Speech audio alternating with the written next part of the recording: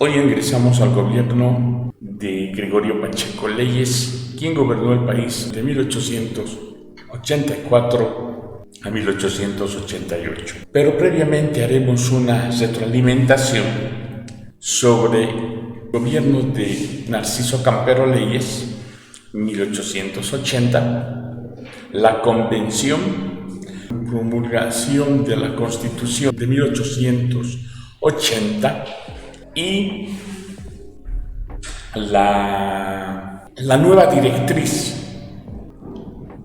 que toma el gobierno.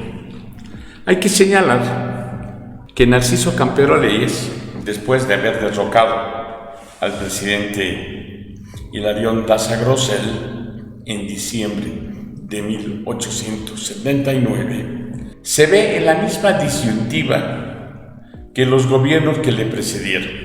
Es decir, era un gobierno de facto y, como ustedes ya hemos visto en este periodo del caudillismo, Narciso Campero no iba a ser la excepción. Hay que recordar también que con Narciso Campero terminaría los 40 años del caudillismo nefasto en Bolivia. Haciendo la retroalimentación, veamos, Narciso Campero Leyes convoca la convención de 1880, la cual lo designa presidente constitucional de Bolivia. Es decir, la misma artimaña de los caudillos anteriores. Campero, entre lo mismo, pasa de lo ilegal a lo legal gracias a la convención de 1880, que lo nomina presidente constitucional de Bolivia. Pero la convención de 1880 tendría otros matices. Sería la que le va a dar el cambio radical al gobierno de Narciso Campero Leyes y por ende a la República de Bolivia. Hay que señalar, tomando en cuenta que se va a promulgar la Constitución de 1880, que estaría vigente hasta 1938. Es decir, 58 años de vigencia de esta Constitución, la más larga en la historia del constitucionalismo de la República de Bolivia. Esta sería abrogada en el gobierno del coronel Germán Buch Becerra. Había transcurrido su mandato de Narciso Campero Leyes y se presenta la figura de Gregorio Pacheco Leyes. Se presentaba como uno de los candidatos de los conservadores, quedando en un arreglo con el otro conservador, Aniceto Arce Ruiz. Gregorio Pacheco había ganado las elecciones y esto permitía que un civil vuelva al poder después de 8 años. El último civil que había estado en Palacio Quemado fue el doctor Tomás Frías Amiller. Entre lo más destacado del gobierno de Gregorio Pacheco Leyes está la clara tendencia de su gobierno de romper con el nefasto caudillismo y militarismo que había imperado durante 40 años. Sus 4 años de mandato no se podría decir que fue una taza de leche, pero tampoco un paupérrimo gobierno. Dentro de las limitaciones que su gobierno era consciente, había llevado un periodo de paz, tranquilidad a todo ciudadano boliviano. El otro aspecto es que durante su gobierno se inicia el tendido eléctrico, es decir, la luz entra a todo el territorio nacional. A su vez, se instalaba la red del telégrafo. Un invento del hombre que nos hubiera ayudado muchísimo durante la Guerra del Pacífico. Ya que, como ustedes recordarán, el telégrafo en el inicio de la Guerra del Pacífico, solamente Bolivia no poseía esa tecnología. Después, todos los países vecinos ya habían instalado. Otro aspecto importante es que durante su gobierno se da importancia a la exploración del Chaco boreal. Entre sus perspectivas y en la incipiente vertebración caminera que en esa época Bolivia tenía con sus ciudades y localidades, provincias, etcétera, etcétera, Pacheco le da importancia a la conexión entre el oriente y el occidente. Se crea el puerto Pacheco sobre el río Paraguay, luego el Sucre crea el psiquiátrico, o también denominado de manera vulgar manicomio, en los predios de lo que en su momento fue el hotel de la familia Pacheco. En la mitad ya de su gobierno entró un poco en discusión el aspecto religioso, pero quedó en la nebulosa y sí se notó que a las postrimerías del gobierno de Gregorio Pacheco Leyes, es decir, casi finales ya de 1888, las grandes diferencias entre conservadores y liberales se habían acentuado. Como hemos dicho hace un rato, las dos figuras, tanto Gregorio Pacheco Leyes, Aniceto Arce Ruiz y José Avelino Aramayo, constituían los viejos varones de La Plata. Algo que me olvidaba citar antes de entrar al gobierno de Aniceto Arce Ruiz es el hecho de que la primera ciudad que fue beneficiada con la luz eléctrica no fue otra que la mina de propiedad de Gregorio Pacheco llamada Huanchaca. Como decimos, hubo una componente entre Arce y Pacheco que permitió que gobernara en primera instancia Gregorio Pacheco Leyes de 1884 a 1888 y luego asumiría la presidencia Aniceto Arce Ruiz. Vamos a citar que la figura de Aniceto Arce Ruiz ha estado siempre en entredicho. Un entredicho que no se lo puede ni afirmar ni negar tampoco. Es su participación durante la Guerra del Pacífico. Hay muchas nebulosas sobre Arce Ruiz, muchas. Trabajaba en Mina, tenía socios chilenos, capitales chilenos. Por eso fue una mala suerte que lo asesinaran a Hilarión Daza Grosel en Uyuni, porque quizás se hubiera sabido de manera clara y fidedigna lo que realmente pasó en la Guerra del Pacífico. Arce, al igual que Manuel Isidoro Belzu Húmedes, fue uno de los gobiernos que sufrió mayor embate de conspiraciones. Prácticamente era un presidente bombero que siempre estaba tratando de apagar alguna situación que vaya en desmedro de su gobierno. Los liberales empezaron por un lado, pero el que tenía más encono a nivel político y personal contra su figura y su gobierno, contra su persona y su gobierno, fue el coronel Eliodoro Camacho.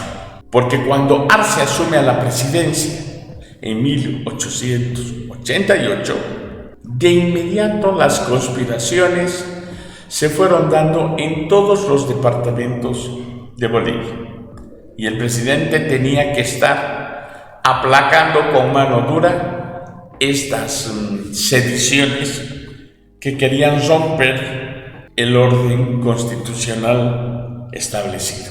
Dentro del contexto económico, durante el gobierno de Aniceto Arce Ruiz, Bolivia es insertada en el mercado internacional con ese antecedente de país minero, de grandes recursos naturales, a su vez con el manejo financiero bajo la ley, bajo los nuevos bancos que se fueron creando durante el gobierno de Pacheco, durante el gobierno de Aniceto Arce no habría la excepción. Así nacieron el Banco Hipotecario Boliviano, el boliviano y el Banco Nacional, que fueron los primeros sistemas financieros sólidos y serios que se habían acentuado y asentado, mejor dicho, en el país. Hay que recordar que en el gobierno de Arce no es que se creó el Banco Nacional de Bolivia. El Banco Nacional de Bolivia, que todavía persiste y existe y sigue en funcionamiento, es el que fue creado durante el gobierno del presidente Tomás Frías en 1874. ¿Ya? Seguimos. A su vez, Arce promueve la creación del colegio militar, que permitiría ese entonces una mejor capacitación ya en el plano profesional, académico y científico de los futuros militares de este país. Otro aspecto que se destaca y que siempre han citado todos los historiadores bolivianos y coinciden en señalar que durante el gobierno de Aniceto Arce Ruiz llegaba el tren a territorio boliviano. Y es por eso que si hacemos remembranza de todos los gobiernos de casi finales del siglo XIX, Arce siempre va a tener el rótulo, fue el presidente que trajo el ferrocarril a Bolivia.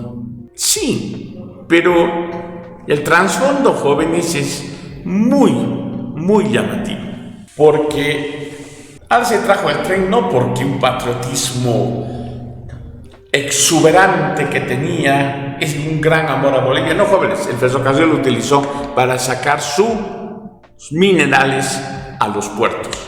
A su vez hay que señalar que construyó la carretera Sucre-Potosí y Sucre-Cochabamba, y se hizo el tendido de la red telefónica que conectó La Paz, Tacna y Arica. Eso es diremos, los grandes saltos que da su gobierno con la llegada del ferrocarril a Bolivia, la instalación de la línea telefónica de La Paz, Tacna, Arica y la construcción de esos caminos Sucre-Potosí, Sucre-Cochabamba, que siguen vigentes.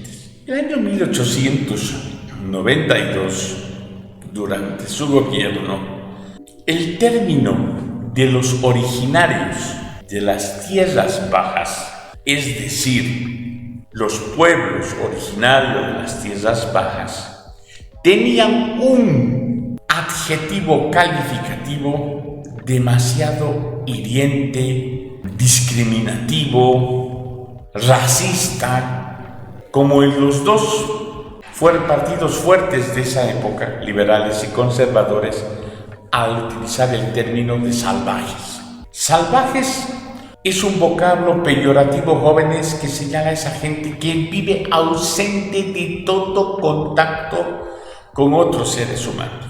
En este caso, los 36 pueblos que hoy componen el Estado Plurinacional de Bolivia no eran salvajes, jóvenes.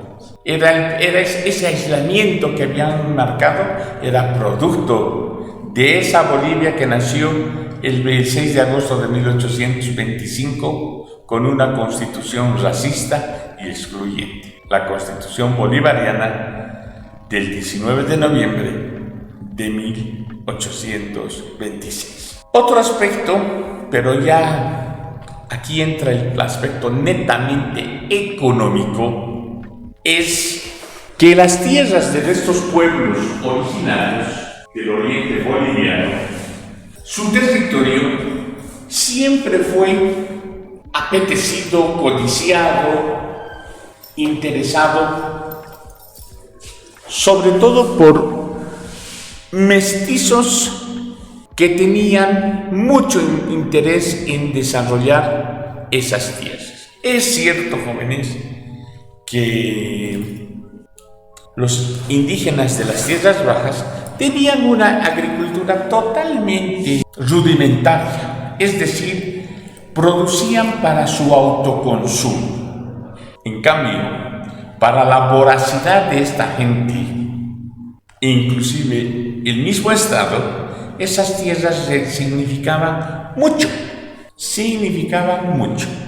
Entonces, poco a poco, estos intereses de filibusteros privados empezaron con esa política de apropiarse de las tierras y el expulsar a los pueblos originarios. Este aspecto va a contribuir que el pueblo chiriguano decide levantarse contra esta injusticia y atropello.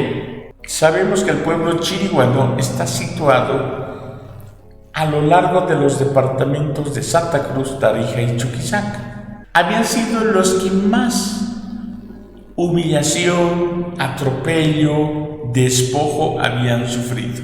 Esto ocasionó que en enero de 1892, cansados ya de este abuso, de esta injusticia, se levantaron al mando de su cacique de nombre Tumpa.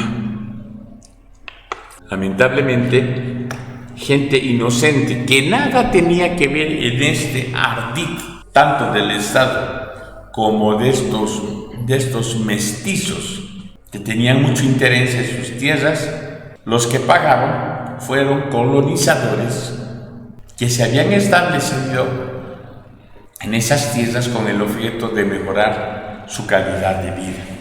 Lamentablemente muchos de ellos fueron asesinados, fueron masacrados, y este levantamiento llegó hasta Camiri. Esta revuelta que había estallado con una violencia pero tan fuerte, llegaría a tener un hecho marcado ese 27 de enero, cuando se produce la batalla de Santa Rosa, donde los chiriguanos, a la cabeza de Tumpa, son derrotados y su tropa de dirigidos sufrió 500 bajas.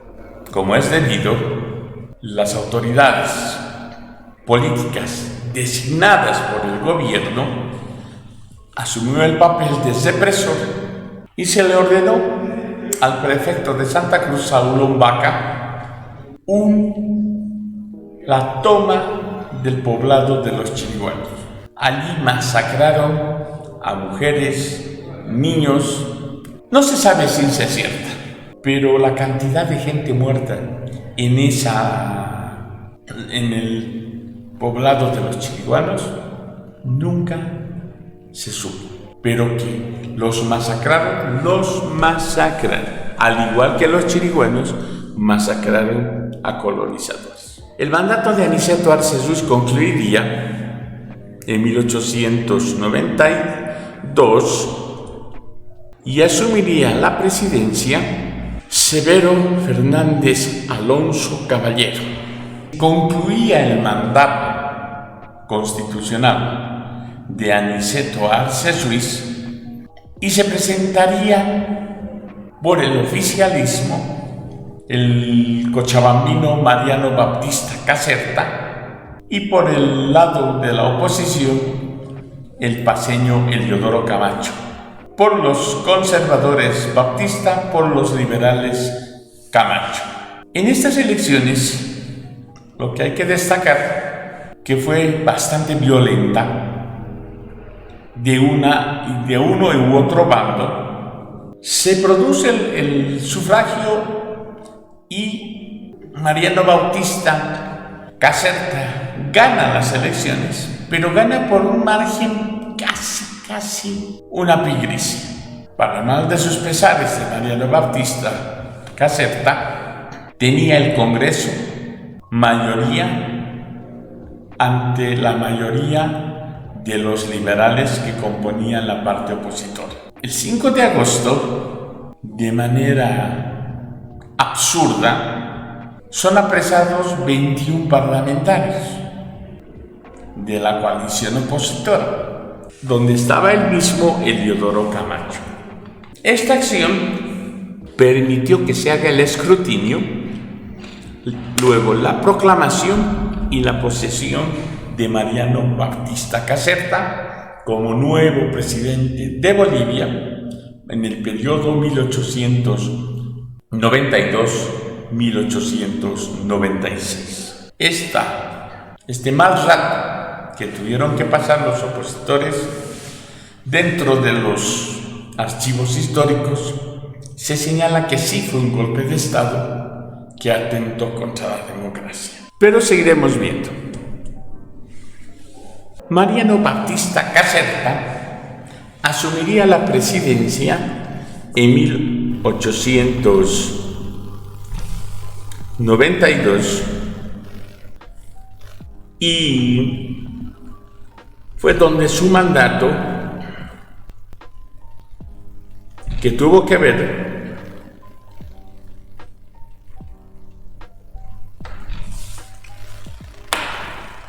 situaciones muy tristes con el gobierno de Chile. Él era de la corriente pacifista. Quiero describirles brevemente la figura de Mariano Baptista Caserta. Él nació en Ayopaya. Tenía la familia una hacienda denominada Calchani. Ahí nació un hombre de una exquisita cultura y una formación académica, y su parte flaca es que era demasiado blandengue, sobre todo ante la diplomacia chilena. Sí tuvo un hecho destacado, si ustedes recuerdan, se los manifesté, durante el asedio al Palacio de Gobierno, ese 20 de marzo de 1875, Baptista se destaca como defensor del doctor Tomás Frías Améller. Fue el que evitó que las hordas de Casimiro Cosales logren sus acometidas, pero sí, lamentablemente, se vio el incendio del Palacio de Gobierno. Sí, la historia de Bolivia señala que Mariano Baptista tenía una capacidad en la oratoria que desarmaba cualquier argumento cuando él hablaba. Era un docto en su elocuencia verbal. Por eso que los libros de historia reconocen en él como uno de los, si no el mejor, como entre los mejores oradores que gobernaron Bolivia.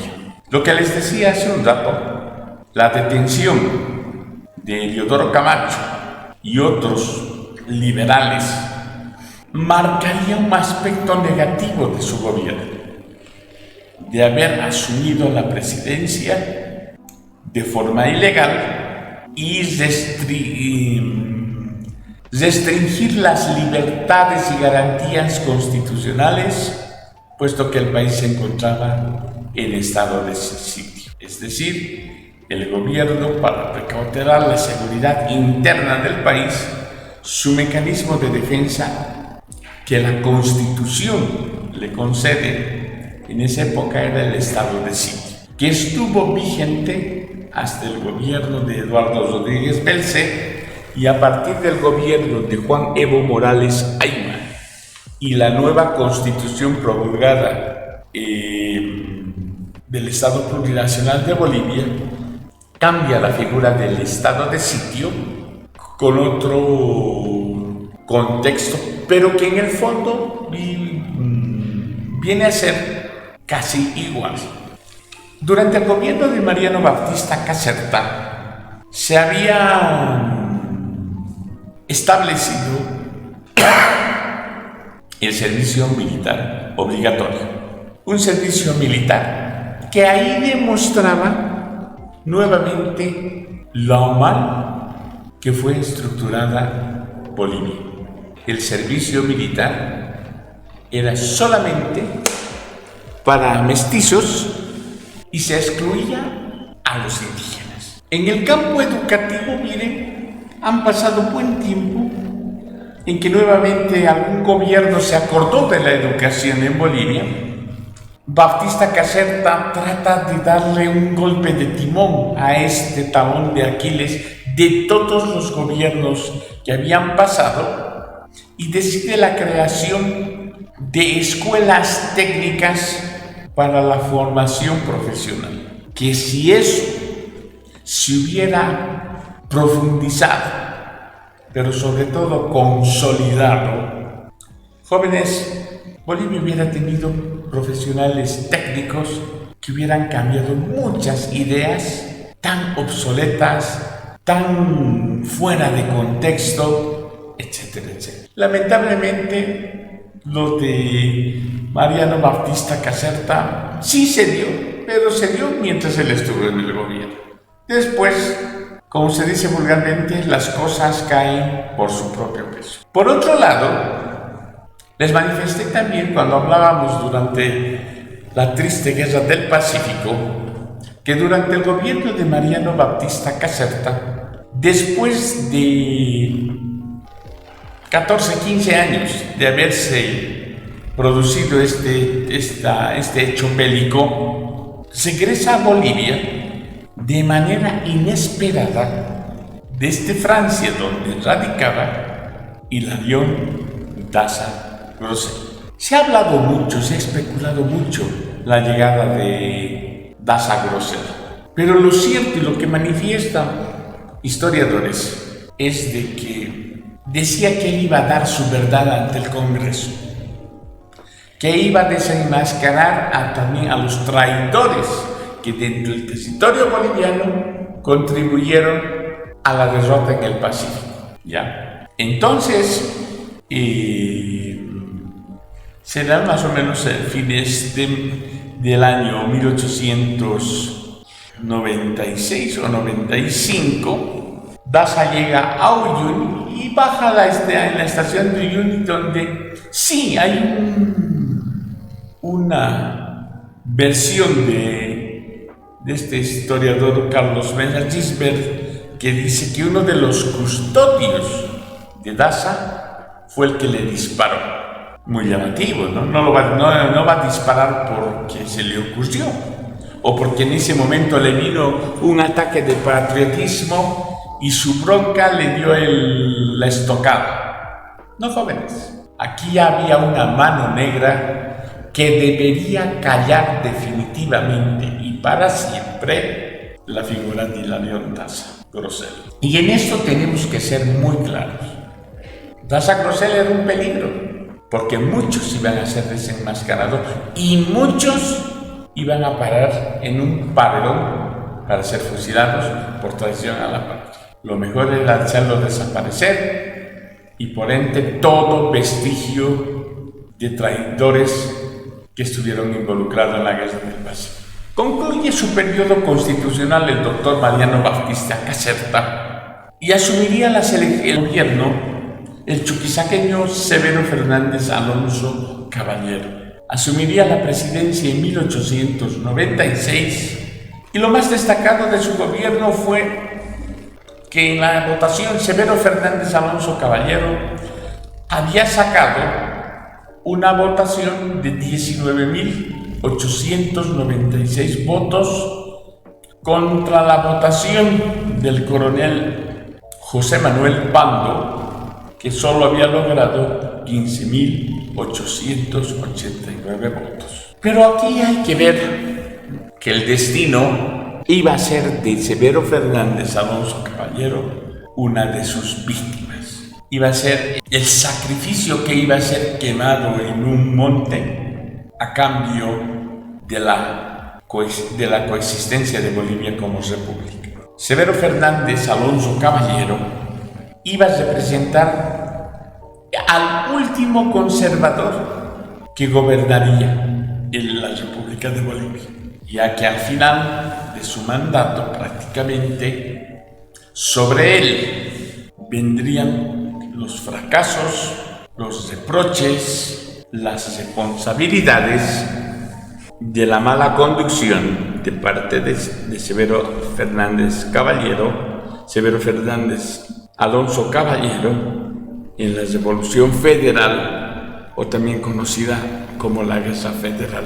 En ese sentido, Fernández Alonso cesaría su periodo constitucional con la derrota del ejército constitucionalista en manos del ejército federal del coronel José Manuel Pam. Entre lo más destacado de su gobierno fue la construcción del Palacio de Gobierno en Sucre, el cual nunca fue ocupado por un presidente. Segundo, en su gobierno se concluyó la Catedral de la Paz, que fue una obra brillante del arquitecto español Manuel Sanahúja. Luego construyó la cárcel de Cochabamba, o sea, la cárcel de San Sebastián, etcétera, etcétera. Un hecho que de hasta ahora, al igual que el Palacio Presidencial de Sucre, la Catedral de la Paz, la cárcel de Cochabamba, persisten hasta nuestros días. Pero la obra magnífica de este gobierno fue la construcción del puente colgante que está en el río Pilcomayo, que todavía hoy, a iniciativa de chuquisaqueños, potosinos y los gobiernos que habían pasado por el Palacio Quemado, decidieron convertirlo en una joya de valor histórico. Ese puente que existe sobre el Pilcomayo, que es el puente Arce, si se está yendo hacia Sucre, a mano derecha, pueden ver, se ve el puente colgante, está fuera de uso. Queda como una obra fantástica que se había hecho en territorio boliviano. En su gobierno va a surgir, mejor dicho, el problema agrario. Hemos dicho que Bolivia, lamentablemente, desde la época colonial, se le asignó el denominativo de país minero. Pero en la realidad, jóvenes, no era así, por un lado. Por otro lado, el componente social de Bolivia, el indígena aymara quechua, representaba el 75% de la población boliviana, hasta hoy, en nuestros días. A su vez, la mayor parte de estos indígenas vivían en el área rural, en el campo. Además, estaban dentro de lo que se podría decir como parte de lo que tenía una hacienda. Es decir, el aymara o el quechua era parte de una hacienda y era denominado con la palabra pongo. ¿Ya? En estos 9 años que comprenden 1880 y 1899, en estos 19 años, mejor dicho, el problema de los indígenas fue latente para todos los gobiernos, principalmente para los conservadores. En el contexto del indigenismo que estamos hablando en ese periodo de 19 años, va a aparecer la figura de un aymara, el único que ostentaba un grado militar, que era coronel, llamado Pablo Zárate Vilca. Lamentablemente, Pablo Zárate Vilca no iba a lograr su objetivo. Era irse contra una estructura totalmente cohesionada y monolíticamente difícil de flanquear. Pero el destino hizo que apareciera en su camino de Pablo Zárate Vilca el coronel José Manuel Pando Solares, que al final Pando asumió la posición de Nicolás Maquiavelo: el fin justifica los medios. Es así que José Manuel Pando Solares los recibiría, entre comillas, con brazos abiertos a Pablo Zárate Milka, el cual le sirvió de gran ayuda en lo que iba a venir en las batallas de Crucero I, Crucero II, que marcaron la derrota del ejército constitucionalista y el traslado de la sede de gobierno y del legislativo a la ciudad de La Paz. Por otro lado, hasta esos años, a Bolivia la conocíamos como el mayor productor de plata. Pero, jóvenes, otra forma tan mal hecha y diseñada. Cuando asume la presidencia Severo Fernández Alonso Caballero, la plata estaba perdiendo fuerza y demanda en el mercado internacional. Entonces, como consecuencia de eso, se iba a generar una crisis económica.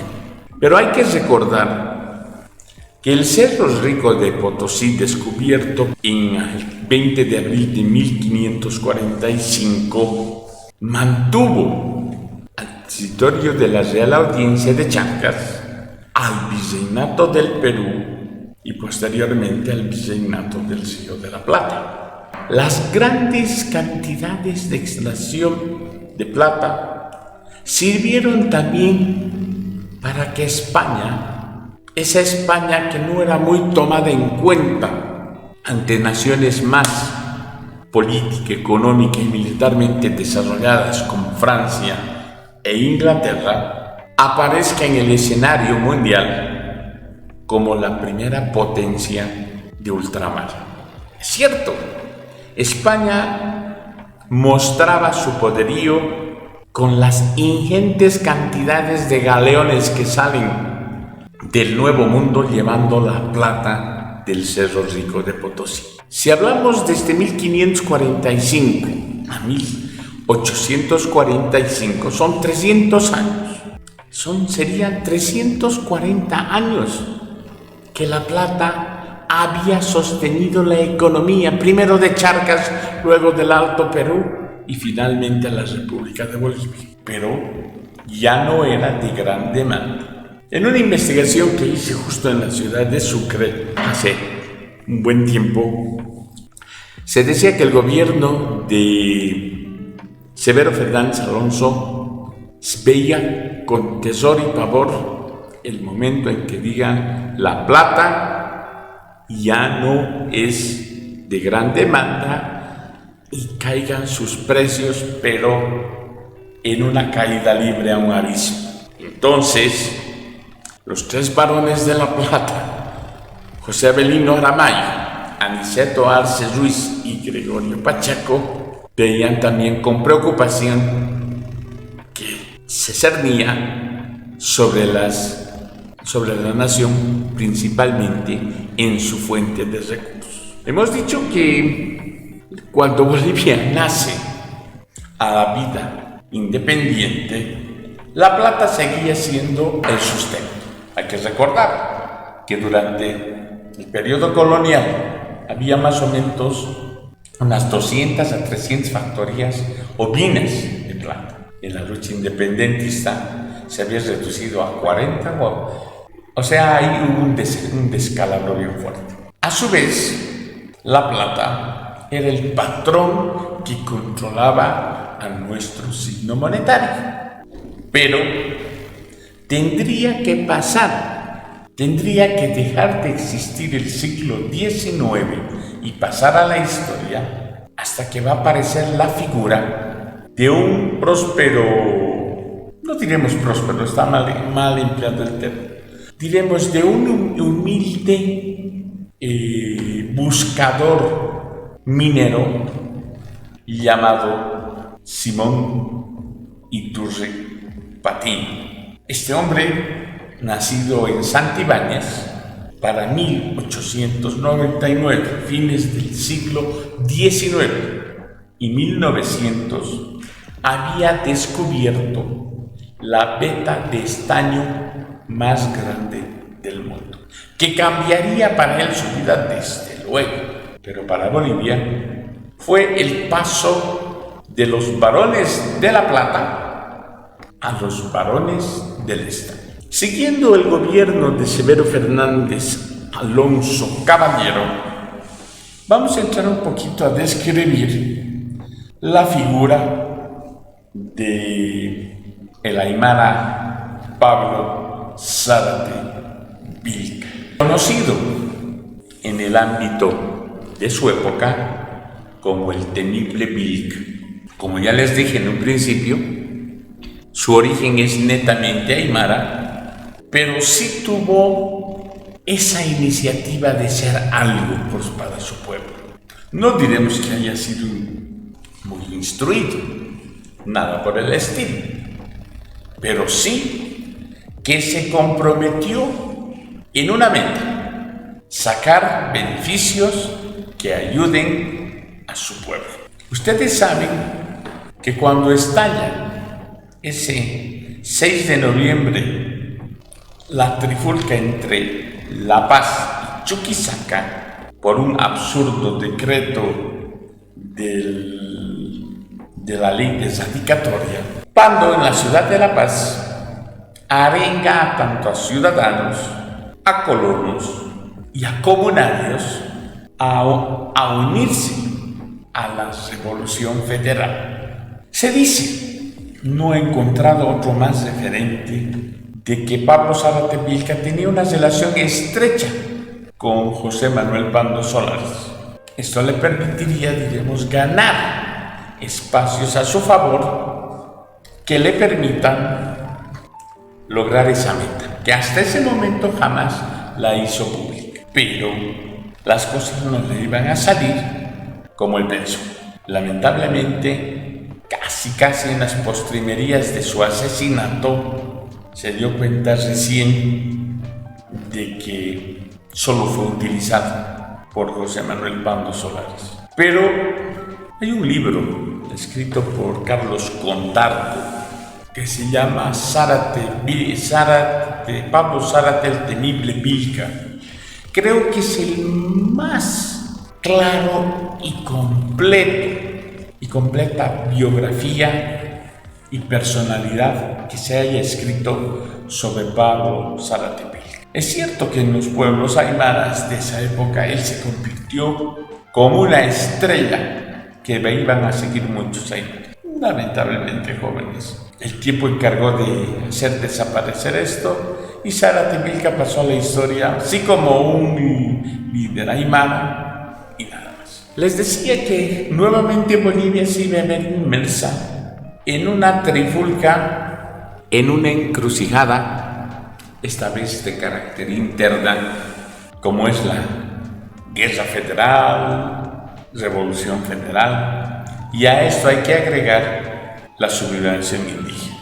Llamémoslo como llamemos, Guerra Federal o Revolución Federal, lo cierto es que se produce en el paso del siglo XIX al siglo XX. Y esto origina un cambio radical en todo el contexto político, social y económico de Bolivia. Si retomamos un poco la memoria y retrocedemos en la historia, habían transcurrido desde 1884 hasta 1889, 15 años del primer gobierno conservador a la cabeza de Gregorio Pacheco Leyes. Manejaron el país durante 20 años, casi 20 años, exactamente, 1884, 1894, son 10 años, 15 años, jóvenes, no fue más de 20 años, que manejaron a diestra y siniestra, no diremos con mala intención o con visos de corrupción, no, nada por el estilo. Manejaron cuidando sus intereses, desde luego, sacando algo que podían sacar, lo hicieron también, no son tampoco trigo limpio los señores conservadores, Pero la figura de José Manuel Pando se iba acrecentando cada vez más y a la vez se presentaba como un líder innato de los liberales. Bueno, cuando se inicia esta triste realidad y el desenlace que iba a haber, los ciudadanos paceños se apropian del título del federalismo. Como ustedes saben, el federalismo se había dado en un análisis profundo y quizás el más ha sido durante el gobierno de Agustín Morales Hernández. Entonces, claro, Pando y sus seguidores dicen el federalismo.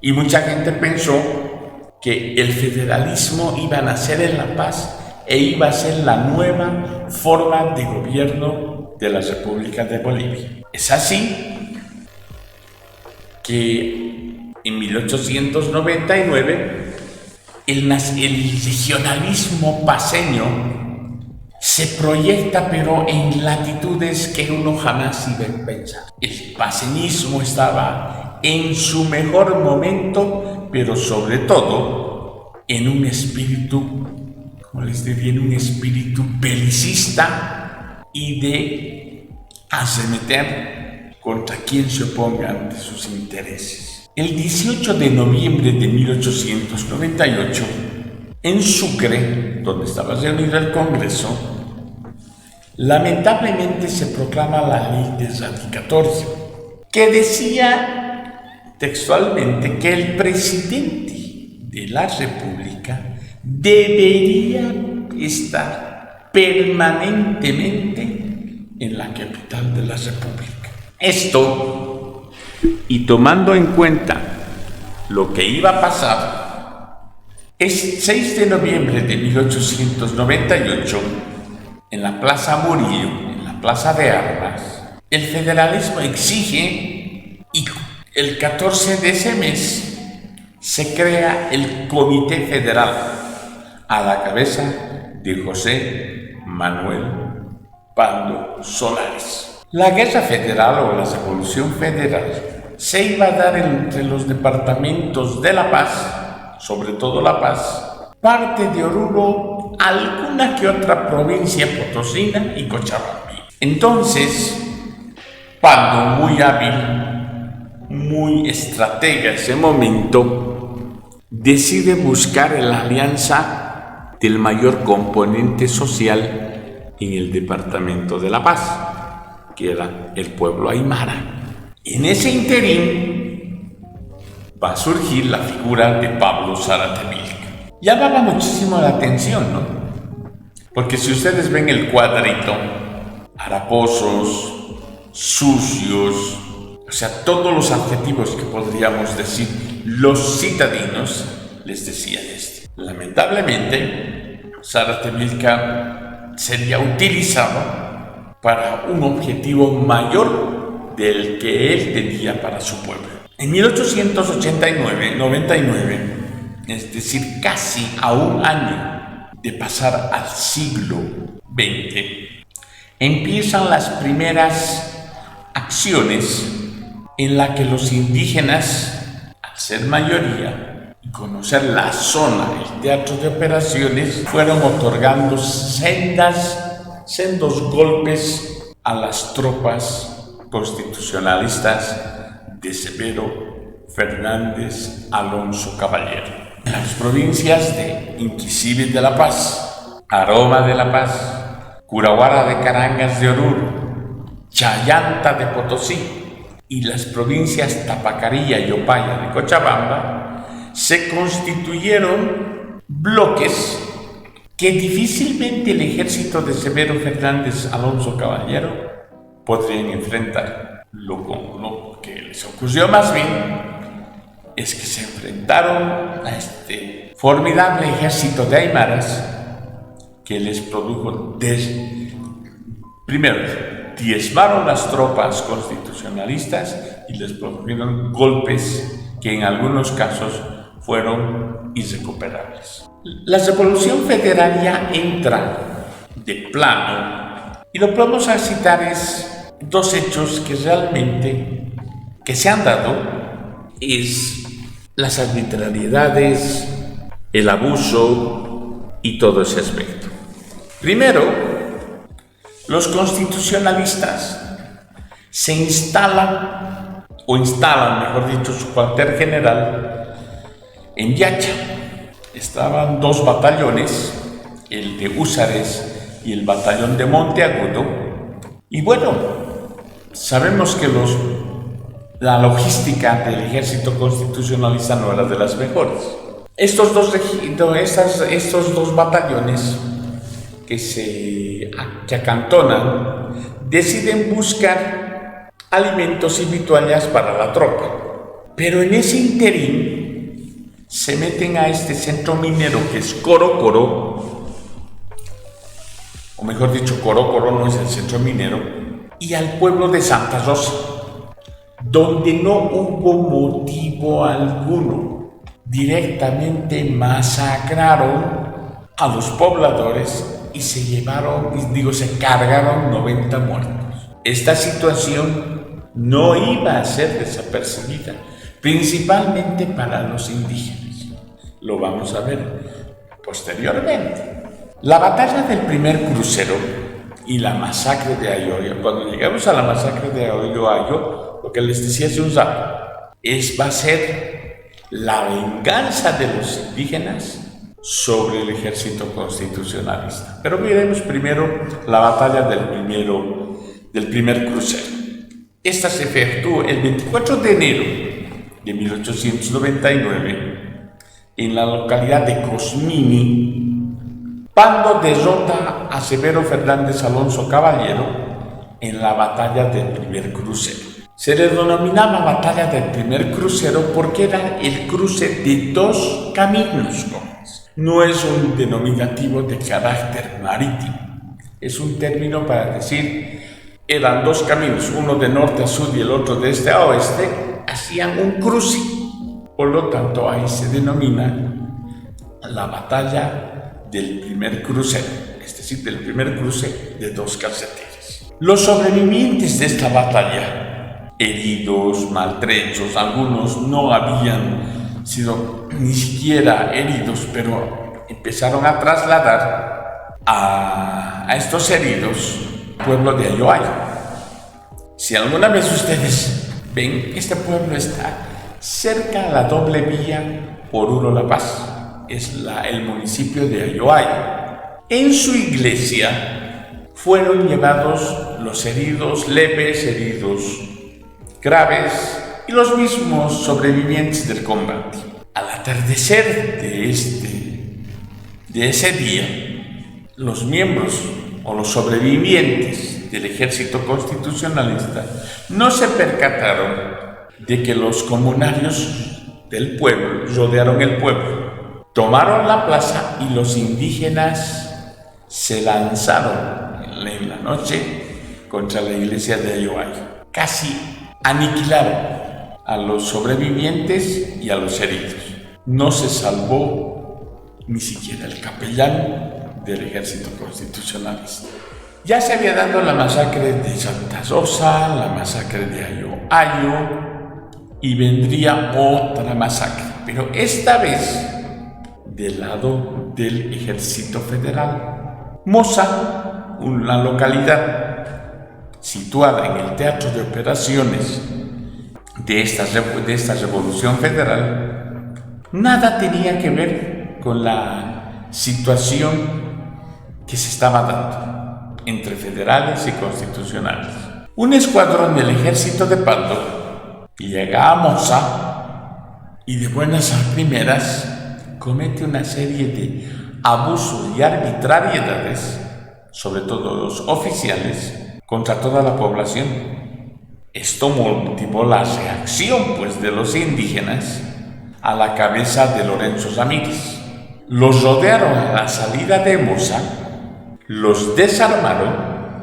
Estos, como una forma de salvarse, se metieron al templo y pensando que habían logrado su acometida, no contaron que el 1 de marzo los 130 efectivos que estaban refugiados ahí, los que produjeron los abusos y arbitrariedades, fueron torturados y posteriormente asesinados. Transcurría el tiempo, ya estábamos casi en el cuarto mes del último año del siglo XIX, más propiamente el 10 de abril de 1899.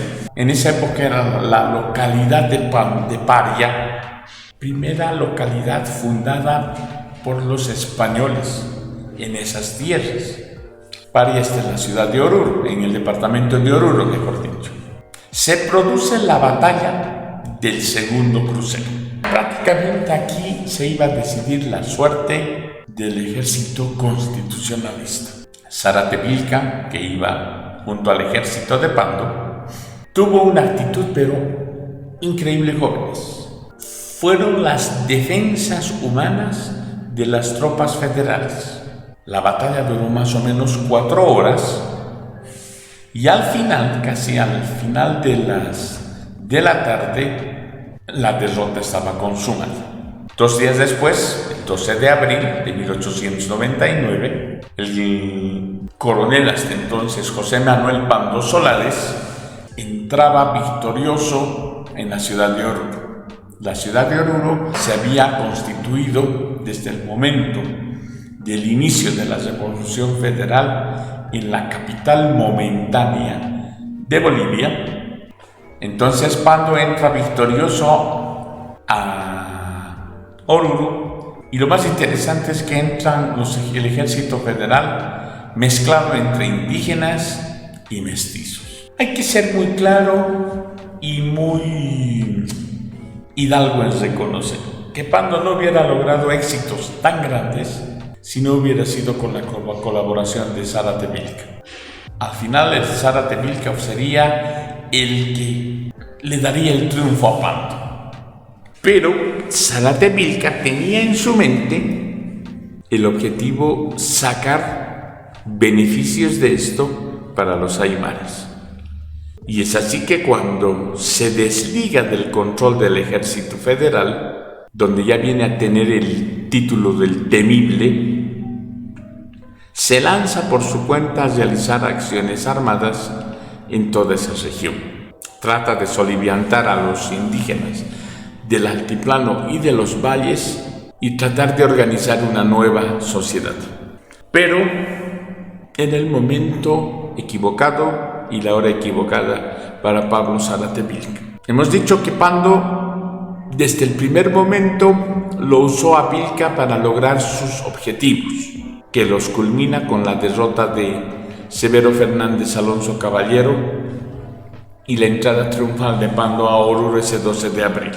En ese sentido, 10 días después de su triunfo apoteósico de Pando en Oruro, de forma sorpresiva e inaudita, Pablo Zárate Vilca y sus compañeros de armas indígenas son tomados presos en la localidad de Sicacica, que existe hoy en día, es el municipio de Sicacica, y con esto lograba Pando descabezar ese movimiento que estaba empezando a germinar en todo el altiplano paceño.